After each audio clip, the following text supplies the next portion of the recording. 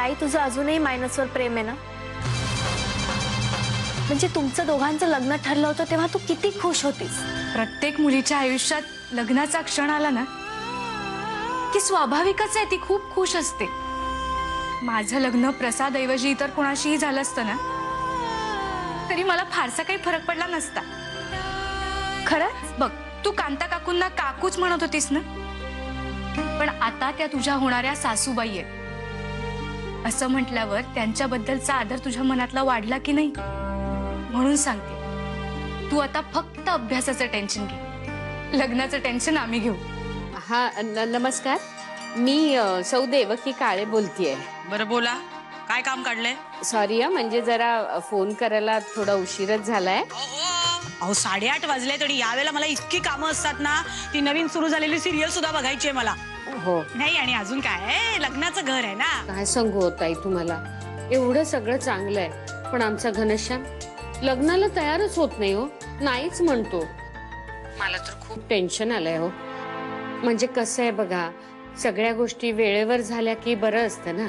म्हणजे वेळीच मुलाचं लग्न झालं, सुनबाई घरात आली, लेकाला सुनबाईच्या ताब्यात दिलं की मग आपण मोकळ्या. काय छान छान छान. खरंच हो, खूप साध्या आहात हो तुम्ही.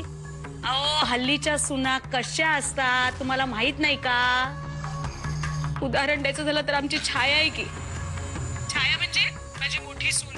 तिचं माझ्या मोठ्या मुलाशी सुदेश बरोबर तिचं लग्न झालं आणि तोडलं ना हो सुदेशला तिने माझ्यापासून. तुम्ही शारदाताईच बोलताय ना, शुभमंगल वधूवर सूचक मंडळातून? घ्या, म्हणजे एक तर स्वतः तुम्ही रॉंग नंबर लावलाय आणि वर मलाच विचारताय रॉंग नंबर लागला असला म्हणून काय झालं. बरोबर सल्ला देते मी तुम्हाला, ऐका. सून कराल ना ती स्वतःच्या पसंतीनेच करा आणि शिकलेली सून करू नका, नाहीतर आमच्या छायासारखं व्हायचं. पण मी माझ्या घनश्यामसाठी मुलगी शोधतेय, ती त्याच्याच पसंतीची.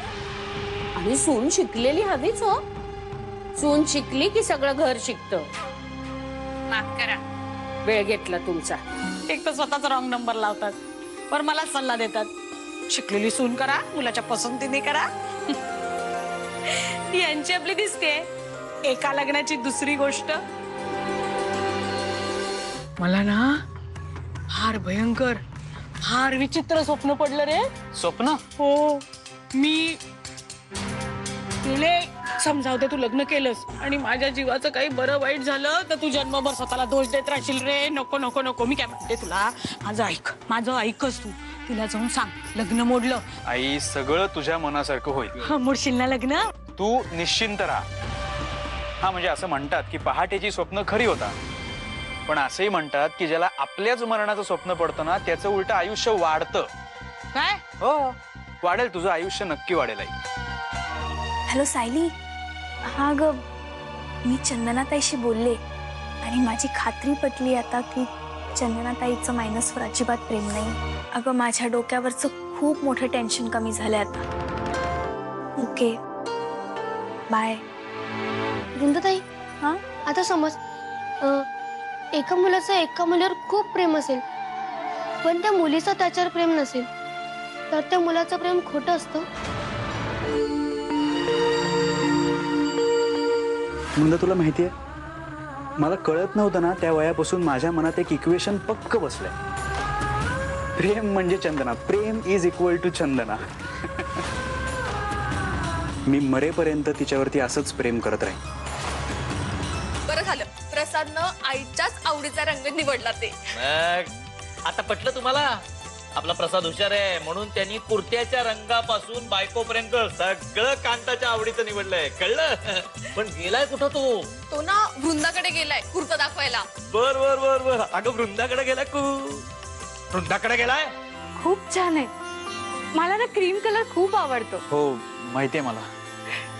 खूप छान आहे. एक उघडून दाखव ना. खूप छान दिसतोय तुला. मस्तच आहे. प्रसाद, यावर सूट होईल ना असा स्टोल घे, खूप छान दिसेल.